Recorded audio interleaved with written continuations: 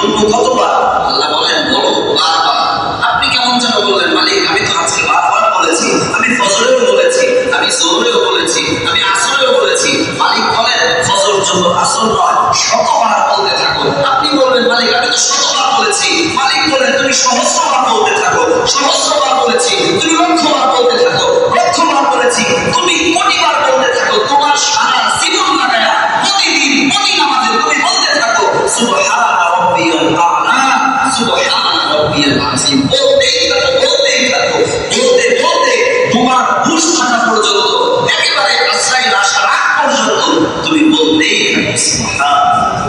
কত পছন্দের আল্লাহ এই জিকির, যে বান্দা আসবে নামাজে দাঁড়ায় আমাকে বলবে সুবহান রাব্বিয়াল আযীম, সুবহান রাব্বিয়াল আ'লা। আল্লাহ চান তার বড়াইত্ব সবাই প্রকাশ করে। আমাদের এলাকার নেতারাও চায় কি চায় না বলেন? মানুষ অন্যের সৃষ্টি হয়ে যদি তার মনে এটা চাইতে পারে যে সবাই বলবে অমুক নেতা সবার মনে মনে, অমুক নেতা মরণ নাই, যতদিন হবে বাংলা মেঘনা যমুনা ততদিন থাকবে অমুকের কীর্তি তমুকের কীর্তি। এইটা যদি আমাদের চাহিদা হইতে পারে, আমি মানুষ, আমাকে কেউ বানাইলো, আমার চাহিদা যদি এইটা হইতে পারে, যে রব আমাকে বানাইলো, যে রব আমাকে বানাইলো, তার ভিতরে কি এই চাহিদা থাকতে পারে না যে তার বান্দা যাকে সে সৃষ্টি করছে, যে তার গোলাম, সেই গোলাম তার মালিকের বড়াইত্ব সৃষ্টি, বড়াইত্ব প্রকাশ করবে, এটা কি মালিকের চাহিদা হইতে পারে না? কি বলবে? সবাই বুঝতেছেন কথা? আল্লাহ এটাই চাইছে সবার উপরে মালিকের বড়াইত্ব। শিরক কখনো বড়াইত্বকে প্রকাশ করে না, শিরক সবসময় নড়াধমাকে প্রকাশ করে। বড়াইত্ব প্রকাশ করতে হইলে শিরককে বর্জন করতে হয়, এটা হলো সবার আগে। আল্লাহ এই আয়াতে মূলত শিরক বর্জন করার ব্যাপারেই আমাকে আপনাকে উদ্বুদ্ধ করেছেন। কারো বড়াইত্ব করে তার সাথে কাউকে শরীক করা যায়। যে মুজিবের প্রশংসা করে সে কি আবার সিয়ার প্রশংসা করে নাকি? কি বলে? আরেকটু বলে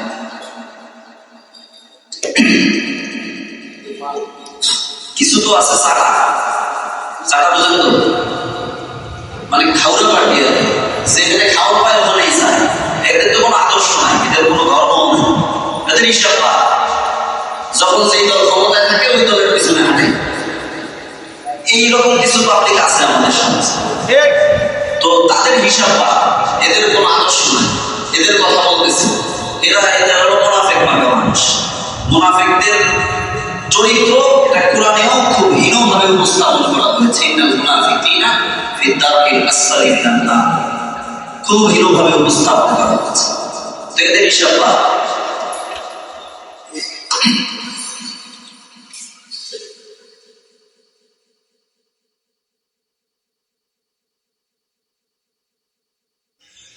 তো আল্লাহ বলতেছেন সাব্বিহ ইসমা রাব্বিকাল আ'লা, বান্দা তুমি তোমার মহান মালিকের প্রশংসা বর্ণনা করো, তাসবিহ করো। আপনি বলবেন মালিক আপনার তাসবিহ বড়াইত্ব আমি কিভাবে বর্ণনা করব? তো মালিক তার হাবিবে কিবরিয়ার জবান দিয়ে আমাকে আপনাকে শিক্ষা দিয়েছেন। এই সূরা নাযিল হওয়ার পরে রাসূল বলে দিয়েছেন ও আমার সাহাবীরা যখন রুকুতে যাবা তো করবা সুবহান রাব্বিয়াল আযীম, সুবহান রাব্বিয়াল আ'লা। যখন সিজদায় যাবা তখন বলবা। আপনার মনে যদি প্রশ্ন থাকে আমি আমার রবের প্রশংসা করব যে কি কারণে করব, বুঝে শুনে করতে চাই, বুঝ আমাকে দিয়ে দেন। তো রব বলতেছেন প্রথম একটা কারণ হলো আল্লাযী খালাকা, তুমি যে তোমার মালিকের প্রশংসা করবা, তোমার রবের প্রশংসা করবা, এটার কারণ হলো তোমার মালিক তোমাকে সৃষ্টি করেছে। ও মেরে ভাই, খালাকার মানে শুধুই সৃষ্টি করা নয়। এই ফ্যান কোন একটা কোম্পানি বানাইছে, কিন্তু অন্য আরো 10টা কোম্পানিতে এই মডেলের ফ্যান আছে না নাই? আছে কিনা বলেন? যেই কোম্পানি প্রথম ফ্যান বানাইছিল ওই কোম্পানির যে মান হবে তার দেখা দেখি অন্য আরো হাজারো কোম্পানি বিশ্বের বিভিন্ন জায়গায় ফ্যান বানাইতেছে। প্রথম যে ফ্যান বানাইছিল তার থেকেও হয়তো আরো সুন্দর মডেলের ফ্যান বাজারে আছে।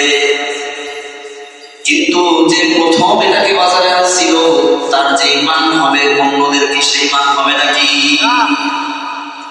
মেরে মোহতারাম দোস্ত, খলাকর অর্থ হলো নজিরবিহীন সৃষ্টি করা, এমন জিনিস সৃষ্টি করা যেটার কোনো মিসাল নাই।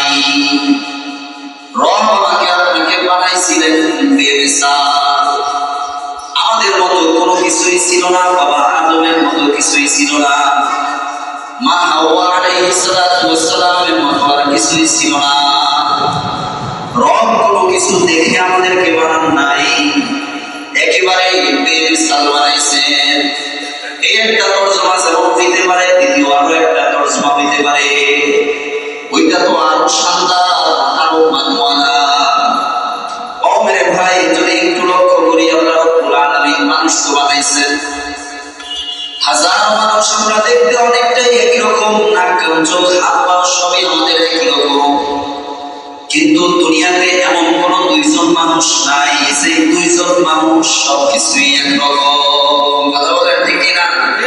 আর বুঝেন নাই মনে হয় এই বেচারারে সিরি সিরি কার মতো যেন দেখা যায়, কিন্তু তার মতো, আরে কথা বলেন না, তার মতো সবকিছু যদি মিলেও যায়, মানুষের দুইটা জায়গায় এমন আছে ফিঙ্গারপ্রিন্ট কারোটার সাথে কারো মিল। 1400 বছর আগ নয়, শুধু পৃথিবীর উৎসর্গ থেকে বাবা আদম আলাইহিস সালাতু ওয়াস সালাম থেকে আজ পর্যন্ত যত মানুষ আসছে, ভবিষ্যতে যারা আসবে, কোন দুইজনের ফিঙ্গারপ্রিন্ট জিন্দেগিতে কোনোদিন একই রকম হবে না। সুবহানাল্লাহ, কোনোদিন একই রকম হবে না। এখন বলবেন তিনি একজনের ভোট আরেকজনে কেমনে দেয়? আপনাদের প্রশ্ন থাকতে পারে যে তাইলে ফিঙ্গার প্রিন্টের মেশিন দিয়ে একজনের ভোট আরেকজনে কেমনে দেয়? ওইটা মেশিনের সমস্যা, ওইটা ফিঙ্গারের সমস্যা না। কথা বলেন ঠিক কিনা? ওইটা মেশিনের সমস্যা। যারা চায় রাতের আধারে কিংবা অন্যায় ভাবে মানুষের ম্যান্ডেট নিজেদের করে নিয়ে ক্ষমতায় বসতে, তারাই মেশিনের ভিতরে কাজ চুরি করে, কিন্তু রব কখনো তার মেশিনের ভিতরে কাজ চুরি করে না। কথা বলেন ঠিক কিনা? মোহতারাম হাজিরিন, খুব ভালো করে বুঝবেন। আরেকটা হলো পায়ের ছাপ, একটা হলো হাতের এই চিহ্ন, এটাকে কি বলে? ফিঙ্গারপ্রিন্ট। আরেকটা হলো পায়ের ছাপ। পায়ের ছাপ কখনো একজনের সাথে আরেকজন। এই জন্য তো রাসূলে আরবি সাল্লাল্লাহু আলাইহি ওয়াসাল্লাম যখন মক্কা ছেড়ে মদিনার দিকে হিজরত করলেন, কাফেররা যে আল্লাহ রাসূলের গুহা পর্যন্ত পৌঁছে গেছিলেন, কি দেখে দেখে? পায়ের ছাপ দেখে দেখে। আরবরা পায়ের ছাপ এতটা তীক্ষ্ণভাবে করতে পারতো, সূক্ষ্মভাবে করতে পারতো, কেমন যেন নিজের ছেলেকে যেইভাবে চিনত, এই পায়ের ছাপগুলো অনেকে ঠিক ওইভাবে বুঝতে পারত। বিশেষজ্ঞ ছিল তারা, পায়ের ছাপের বিশেষজ্ঞ।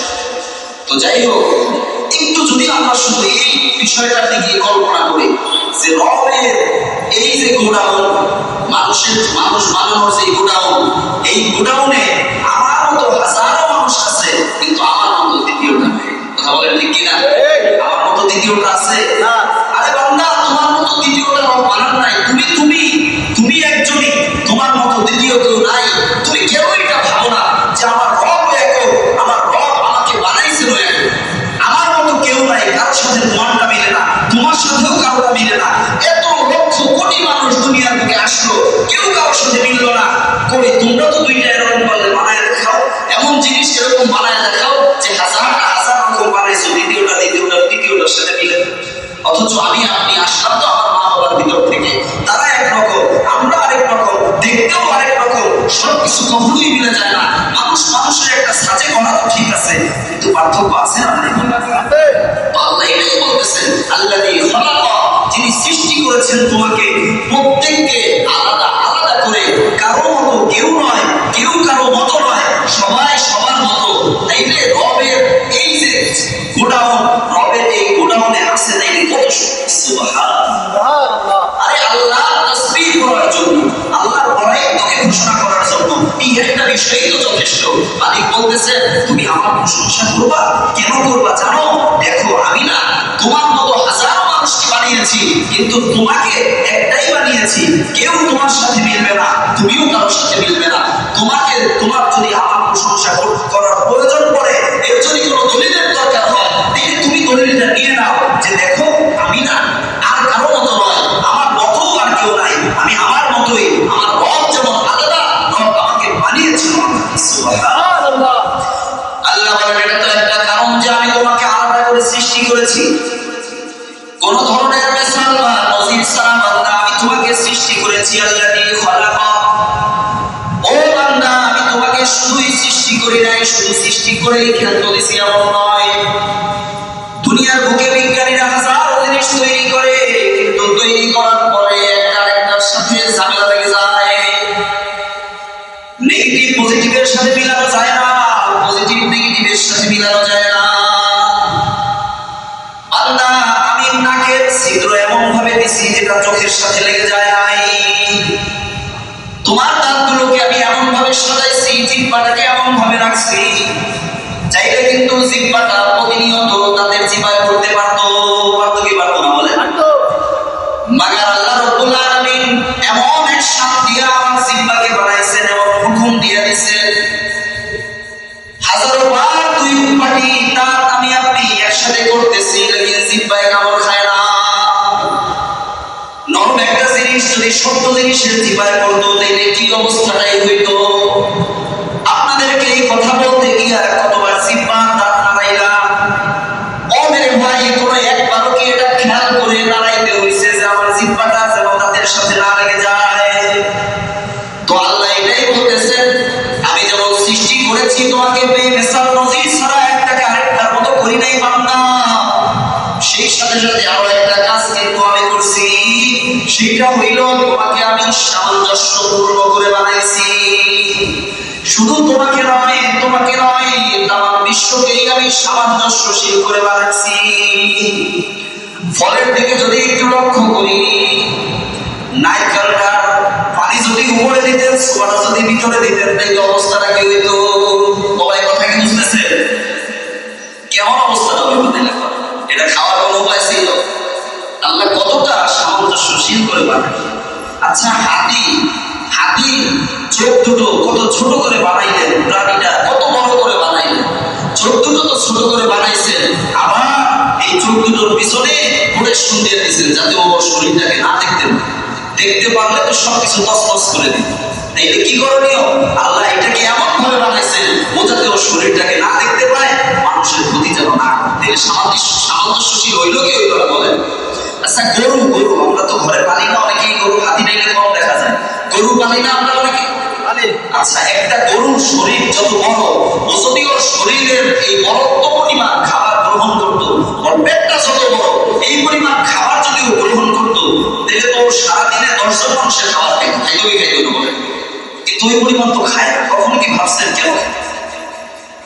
আচ্ছা, তার দুধ দেওয়ার জায়গাটা কত সুন্দর, সেল জোরে আল্লাহ রেখে, কত সুন্দর জায়গা রেখে দিলেন, তার পিছনেই আছে পোশাক পায়খানা করার জায়গা, অথচ আপনি কি সুন্দর ভাবে তার থেকে দুধ সংগ্রহ করতেছেন, দুধের ভিতরে পড়ার স্বাভাবিকভাবে তেমন কোনো সুযোগ নাই। তাই আল্লাহ সামঞ্জস্যশীল করে বানাইছে কি বানান নাই বলেন?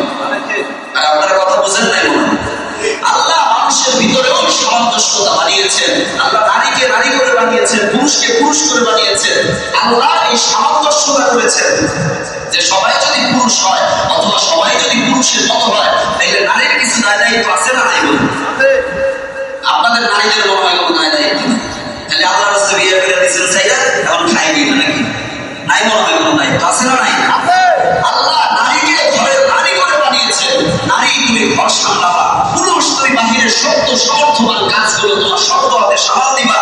আল্লাহ রাব্বুল আলামিন এই সামঞ্জস্যতা করছেন। এখন কোন নাস্তিক, কোন মুনকার যারা কোরআন এবং সুন্নাহ পরিপন্থী কাজ করতেই পছন্দ করে, তারা যদি মনে করে যে আমি নারী কেন ঘরে থাকবো, আমিও পুরুষের মতো রাস্তায় ঘুরবো, তাইলে আল্লাহ রাব্বুল আলামিনের এই নিজাম দুনিয়ার বুকে টিকে থাকবে না। আবার আপনার সংসার সুখের করার দরকার আছে না নাই? সংসারের দরকার আছে না নাই? অনেক মানুষ এমন আছেন জীবনের একটা পর্যায়ে মনে করে যে না, আমি বিয়ে শাদী কইরা এই পেয়ারা মাথায় নিব।